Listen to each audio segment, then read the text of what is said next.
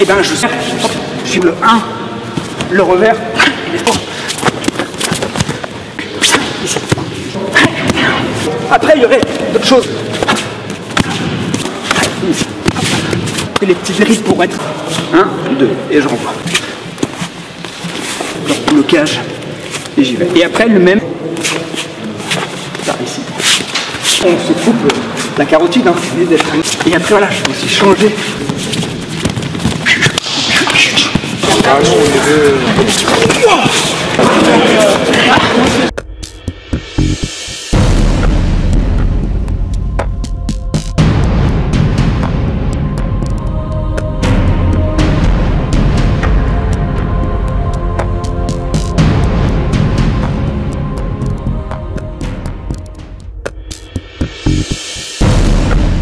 Ce que je vous montre là, c'est la partie martiale.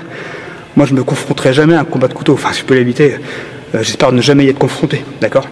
Et après, pour vous confronter face à quelqu'un qui a un couteau, il faut que psychologiquement, il faut un mental de guerrier, quoi. Enfin, c'est pour ça, c'est pas si simple. Ok, là, je vous montre ça en mode cours d'arts martiaux, mais la capacité mentale à aller sur ce type d'affrontement, c'est un conditionnement que font les militaires. Hein. Conditionnement, contre-conditionnement. Pendant la guerre du Vietnam, ils l'ont beaucoup développé. Il n'empêche qu'après la guerre, donc avec des très bons résultats, hein. Après la guerre, il y a eu beaucoup de gros traumatisés, il y a des bouquins superbes sur ça, On Killing, On Combat, du colonel Grossman, qui explique bien tout ça. Je vous montre l'art martial du Pencak Silat. Okay, je ne suis pas un bagarreur de couteau dans la rue, hein, et il y a toute une dimension psychologique, dramatique qui est derrière. C'est pas mon monde. Okay, je vous montre tel que moi j'appris ces différentes techniques. Il y a 3 distances de base à connaître au couteau. La première distance, c'est la distance où on est là. C'est un petit peu devant, etc. Et c'est là où on va essayer de se toucher, on est un petit peu loin. Distance numéro 1. 80% du combat, il se passe à cette distance-là. La distance 2, c'est la distance où on va pouvoir commencer à toucher les avant-bras, la lame, les avant-bras, éventuellement le corps. Et la distance 3, c'est vraiment une distance beaucoup plus de corps à corps. Il y a énormément de systèmes qui combattent énormément à la distance 2. Enfin, ils s'entraînent beaucoup sur ça. Pourquoi? Parce que c'est fun déjà, c'est ludique. Mais en fait, au couteau contre couteau, c'est qu'une distance de passage. Dès lors qu'il est armé, généralement, on reste loin. Tu m'attaques, et ben je sors de l'axe. D'accord? C'est-à-dire que je garde ma distance. Je ne vais pas commencer à faire ça et puis à rester là, et puis ça va forcément commencer à chahuter. Donc la distance numéro 1, c'est vraiment cette distance. Il revient après en revers, hop, je suis par ici. Hop, 1, 2. La distance 2, toutefois, c'est une distance où je suis beaucoup plus proche. C'est là où c'est important d'avoir une bonne prise. Hein. Son appui-pouce face à l'activité, voilà, ok, et on va commencer à agir. Au niveau de cette distance 2, comment on va arriver là? Souvent, on a vu beaucoup de combinaisons de combat. Je ne sais pas si vous vous souvenez, on était là, on faisait les machins, boum boum. Tout ça, c'est ludique, c'est pour apprivoiser les bonnes formes de corps. Je rentre, je coupe, c'est suffisant. D'accord, on va pas s'amuser à faire, c'est trop compliqué. Hein. Une attaque.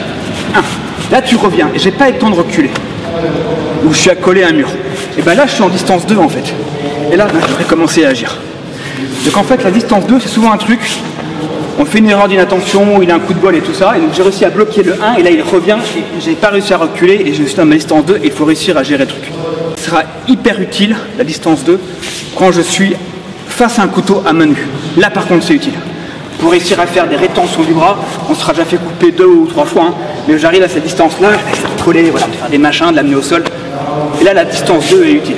Mais en couteau contre couteau, vraiment, on va éviter.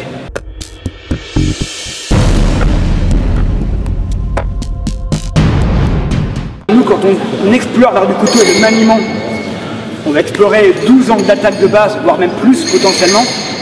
Par contre, quand on va raisonner en défense, nous on va partir du principe qu'il n'y a que 3 types d'attaques.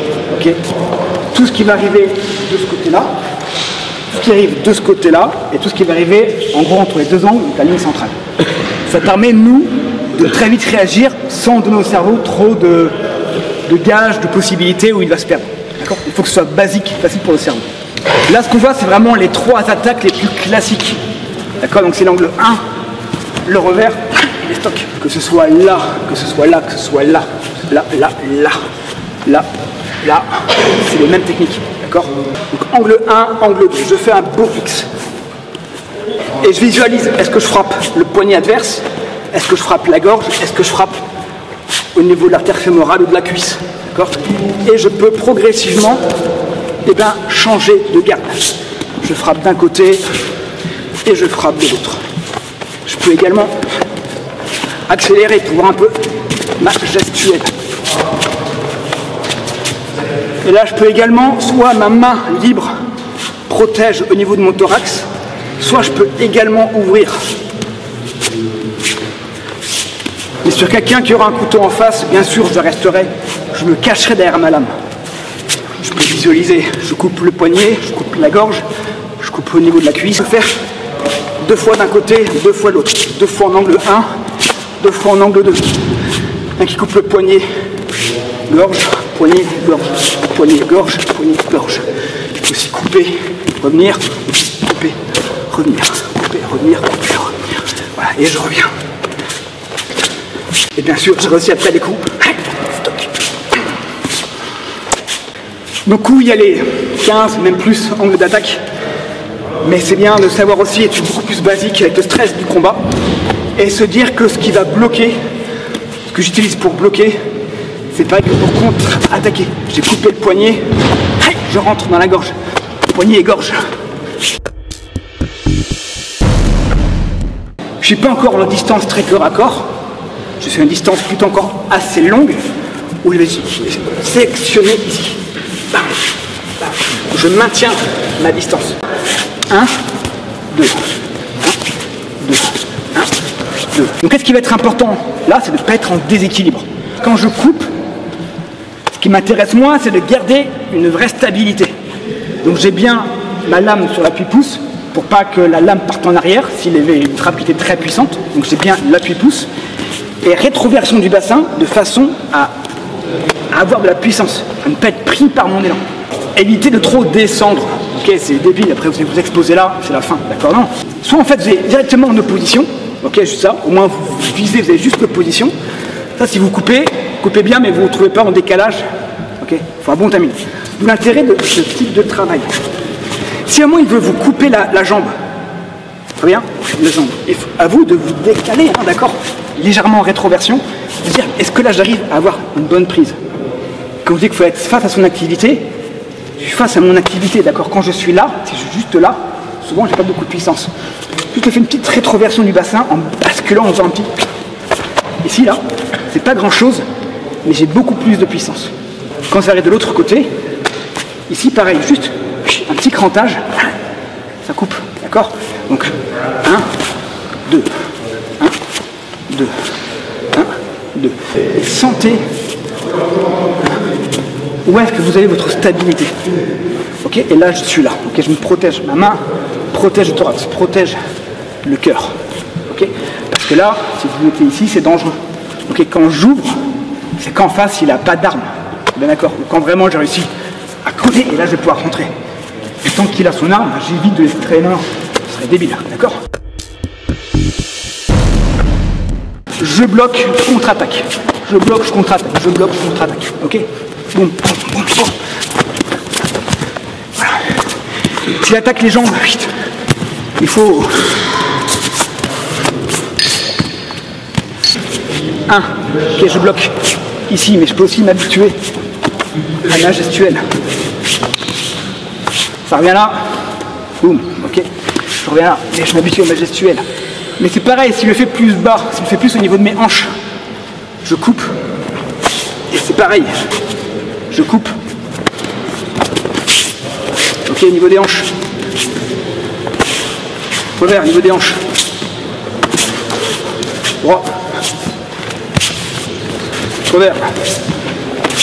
Ok, droit. Vous voyez, c'est la même technique qui part et qui contre-attaque. Okay, en état de stress, le cerveau il sature, il panique, le sang va dans les organes nobles, et il y a l'effet tunnel et le stress. Il y a trop de combinaisons, c'est trop compliqué. Donc là on est en tout cas très basique, même technique pour parer et contre-attaquer. D'accord? C'est une question de distance. Donc là uniquement on est... Alors, actuellement on est uniquement sur la... On n'est pas sur la puissance, on est sur la précision. D'abord l'estocade en bas. Soit je bloque ici. C'est bien. Ok. Soit le mieux objectivement, c'est en revers. Ou bien je bloque ici. Ok, c'est juste ça. le principe c'est quoi? C'est que je vais venir en opposition et surtout je recule. D'accord? Donc quand ça arrive, j'arrive ici. Okay, donc ici, je recule. Donc, soit je recule en reculant ma jambe et mécaniquement ça recule mon buste. Et ça c'est rapide. D'accord? Donc je suis là. Soit je recule comme ça, avec un petit rebond. Donc soit ici, boum, soit en revers, intéressant également, soit directement en frontal. Okay. Quand ça va vers le haut, c'est extrêmement dur de capter la vitesse. Visuellement, c'est très très dur. Et ce qui marche le mieux, c'est de se baisser. Alors quand je me baisse, le risque certain, il faut un petit saut. C'est quand vous baissez pour aller vite, il faut juste, je remonte les genoux. C'est plus rapide. Le fait de remonter les genoux, c'est là où on descend d'un cap. Donc,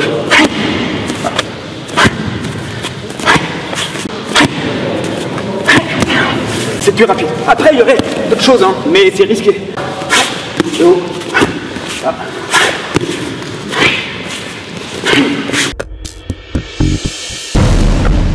Il va me faire une vraie attaque avec un couteau d'entraînement, donc il n'y a pas le stress. Et moi, je vais devoir vraiment bloquer. Vraiment bloqué. C'est-à-dire que si je bloque comme un gland, ben, ça va partir et j'arriverai pas à l'avoir. Encore une fois, ce serait complètement stupide, quand je suis à une distance de couteau, de vouloir délibérément rentrer ici et combattre. Déjà qu'on sait qu'il y aura des blessés graves, là vraiment on part au suicide. Donc je vais essayer de garder ma distance quand je sors de mon axe, si je peux. Donc là, il va vraiment m'attaquer. Ben moi, est-ce que j'arrive à...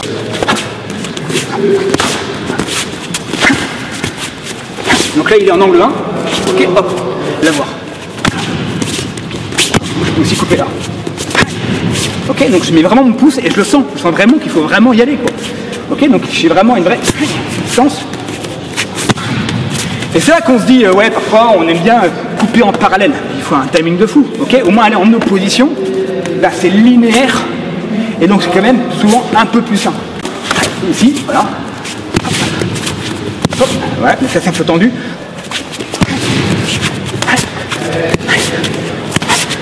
Et c'est là qu'on se rend compte que rapidement ça va chahuter. C'est-à-dire que la distance, je reste à distance 1, mais il y a un moment où rapidement je me plante, là il va revenir, et là je suis à la distance 2, et là c'est compliqué. Donc c'est là où est-ce que j'arrive à être là. Et c'est là où on verra effectivement que les petits dérives pourront être intéressants pour maintenant me coller en fait. Hop, 1.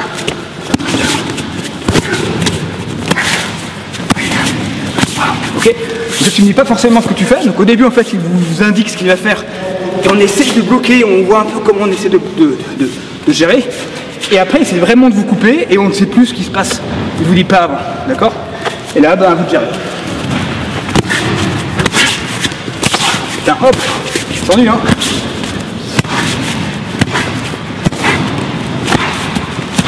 On a eu plein de trucs où on enchaîne un petit peu compliqué. Vous avez bien compris que déjà, juste couper, il lâche et revenir, c'est largement suffisant. Ok, enfin, c'est largement suffisant dans un combat qui serait réel.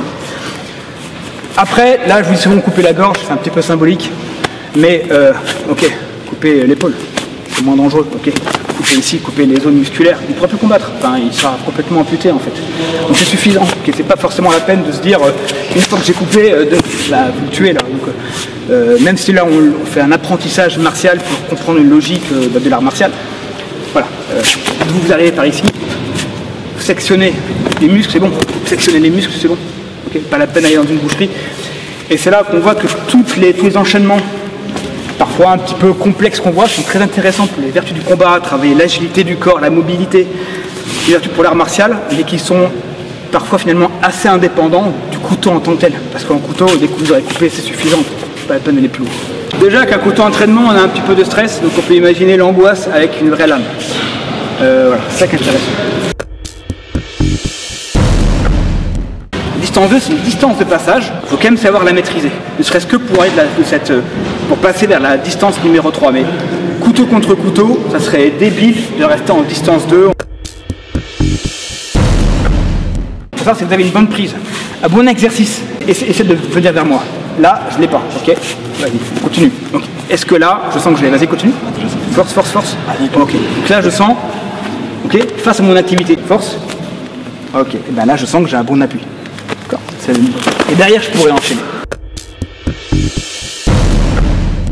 Donc il y a différents petits drills qui sont intéressants pour apprivoiser cette distance-là et progressivement créer des réflexes. Encore une fois, c'est un exercice, c'est pas forcément le combat, c'est un exercice pédagogique pour apprivoiser quelques fondamentaux sur ça. Parce que là, pendant le drill, je mets la main en patte de chat pour absorber, qu'en combat, je ferais ça. C'est quand même une utilité de se dire que je peux aussi absorber, ça a aussi du sens.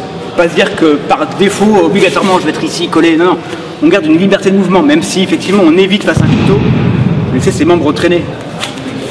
Premier. Et là que vous faites exercice, quand même viser vraiment la distance de la gorge, dans le sens on ne travaille pas session.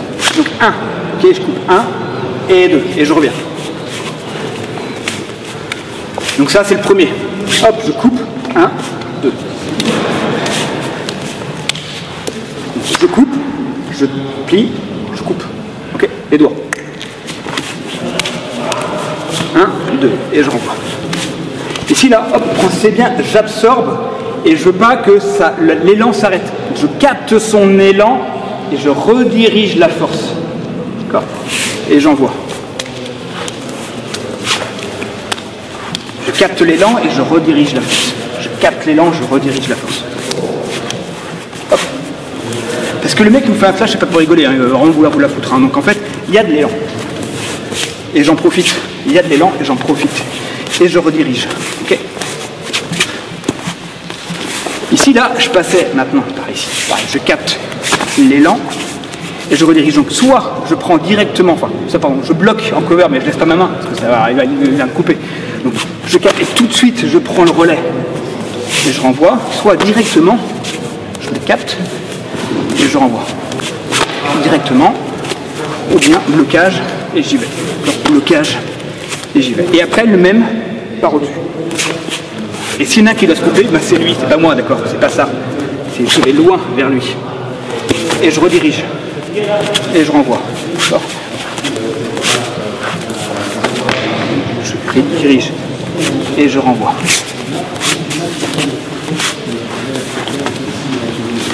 Et je renvoie. Et le dernier, je capte. Ok, je rentre, je coupe, et je contrôle. 1, 2, 3. Boum, 1, 2 et 3. Par ici.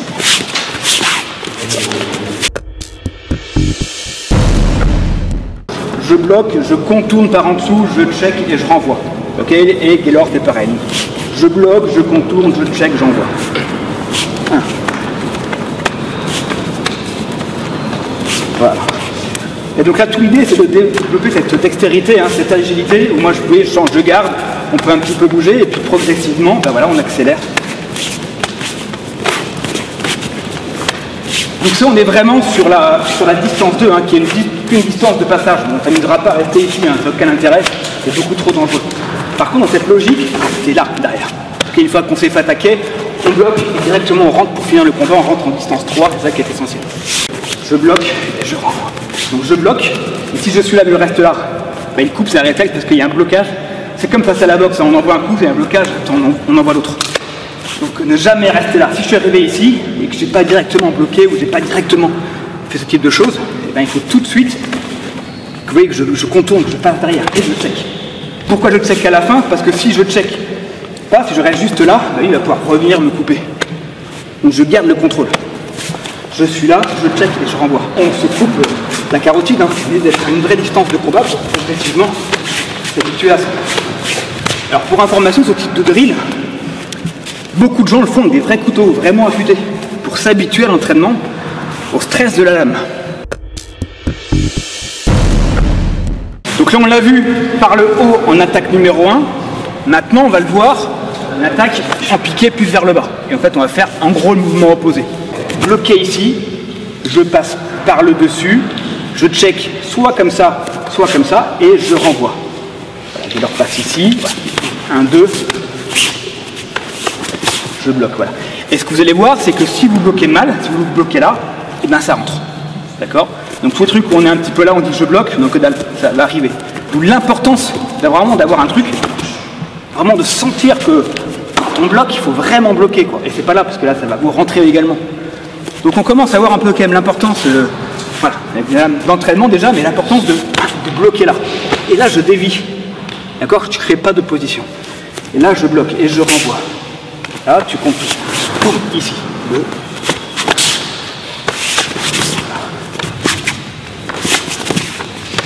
Ok, donc c'est là où je vous dis souvent, oui, on évite de laisser sa main traîner quand on a le couteau.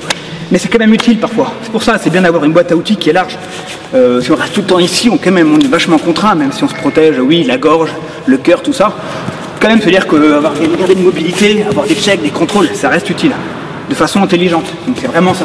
Si je suis là, ça c'est bien. Si je suis là, si j'attends que ça arrive là, c'est un peu con quand même. Okay, donc quand même avoir un vrai blocage, parfois laisser sa main, c'est utile. Et là je contrôle.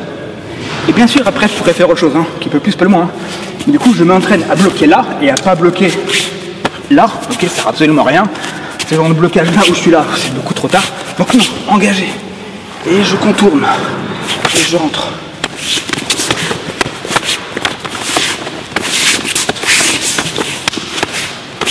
Et après voilà, je peux aussi changer de garde.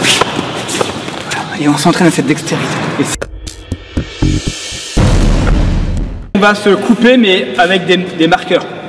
Donc il n'y a pas du tout le stress du couteau, le risque ça soit un petit peu la foire, ça fasse plus la bataille de polochon qu'autre chose. Il n'y a pas du fait du coup le coupant du couteau, mais quand même on va essayer quand même de se toucher. Et là tout l'enjeu, c'est de toucher l'autre bien sûr, dans des points les plus sensibles possibles. Mais nous, de nous protéger au maximum. Alors vous pourrez soit vous protéger à ce niveau-là, soit laisser en ouvert pour travailler votre mobilité. On va travailler, on le fait chacun, et à la fin on analysera, mais où est-ce que je suis touché? On peut être touché sur des zones qui sont non létales, plus musculaires, ou bien on peut être touché sur des zones qui sont beaucoup plus dangereuses, au niveau du cou, au niveau du cœur, au niveau des reins, du foie, des machins, où là on sait que c'est extrêmement dangereux. Okay, c'est pas réaliste, donc encore une fois il n'y a pas le stress de la vraie lame. Ça reste très très différent, ça va un petit peu chahuter. Mais ça reste intéressant comme exercice en complément de ce qu'on a pu faire par ailleurs. Je m'ai habillé sur Renan, moi.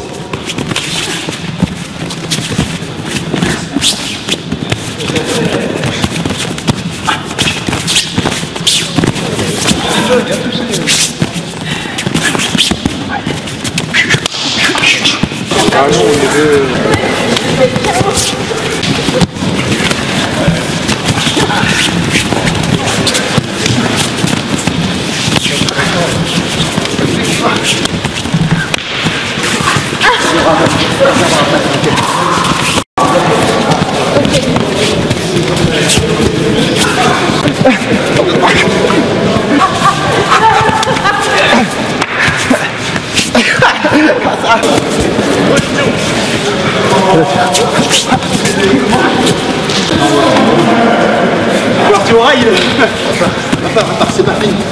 On n'est pas terminé.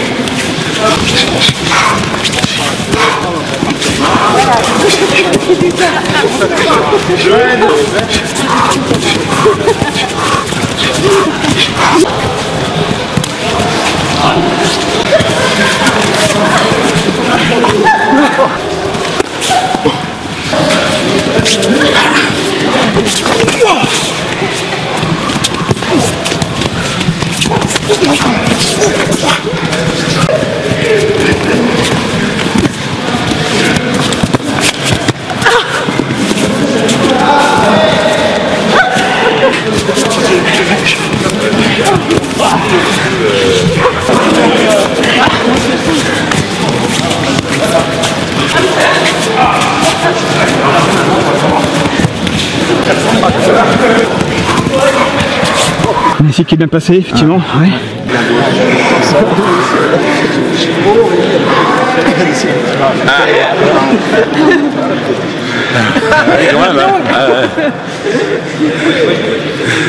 And the winner is...